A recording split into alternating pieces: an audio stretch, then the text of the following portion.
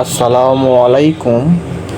আমি এখন আপনাদেরকে দেখাবো আয়াম পিলাঞ্চা কীভাবে তৈরি করতে হয়। তো পিলাঞ্চাটা আমরা তৈরি করব হলো ব্রয়লার মুরগি দিয়ে। তো চলুন রেসিপিটা শুরু করা যাক। প্রথমে আমরা 200 গ্রাম তেল দেবো, দিয়ে তেলটাকে গরম করে নেব। তেলটা গরম হবে তখন আমরা সুন্দর করে আপনার হলো পেঁয়াজ কাটি কাটি করে কেটে নিতে হবে।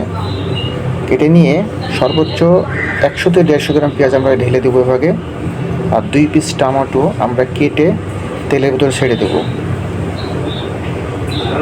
তেলে ছেড়ে দেওয়ার পরে আমরা হলো মুরগির মাংস 2 কেজি মুরগির মাংস আমরা দিয়ে দেব। মুরগির মাংসটা আগে থেকেই সিদ্ধ করা ছিল, তেলে দিয়ে সিদ্ধ করা ছিল। এটা শর্টকাটে হয়ে যাবে তেলে দিয়ে সিদ্ধ করে রাখলে, তাহলে আপনার রেসিপিটা তৈরি করতে সময় বেশি লাগবে না। মাংসটা এভাবে দেওয়ার পরে সুন্দর করে আপনার অল্প ছোটো চামচের 2 চামচ আপনার হলো হলুদ দিয়ে সুন্দর করে এভাবে নাড়াচাড়া করা ফেললাম। ঠিক আছে কি, এভাবে নাড়াচাড়া করবেন, জিনিসটা সুন্দর একটা কালার ধরবে, কালার আসবে। দেখুন এই যে কালার চলে আসতেছে, টমেটোটা হয়তো চলে আসতেছে, সুন্দর দেখা যাচ্ছে। তারপরে আপনার লবণটা আপনার পরিমাপ মতন করে দিবেন। লবণটা যতটুকু লাগে অতটুকু দেবেন, মানে যতটুকু পরিমাণ আপনার লবণ খান অতটুকুই দেবেন। আমি আমার মতন করে পরিমাপ করে দিয়েছি। দেওয়ার পরে আপনার এভাবে একটু নাড়াচাড়া করবেন। চামচ দিয়ে নাড়াচাড়া করলে জিনিসটা ভালো থাকবে, যেন না লেগে যায়।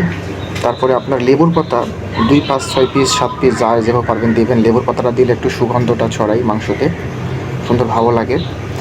আর এর ভিতরে মশলা আমি দিয়েছি হলো 20 পিসের মতন কাঁচামরিচ ব্লেন্ডার করে বেটে আমি দিয়ে দিয়েছি। হয়তো এটা আমি দেখাতে পারলাম না আপনাদেরকে, তো এটা আমি দিয়ে দিয়েছি। দিয়ে আপনারা এইভাবে সুন্দর করে নাড়াচাড়া করবেন। দেখেন কালারটা কত সুন্দর আস্তে আস্তে চলে এসেছে।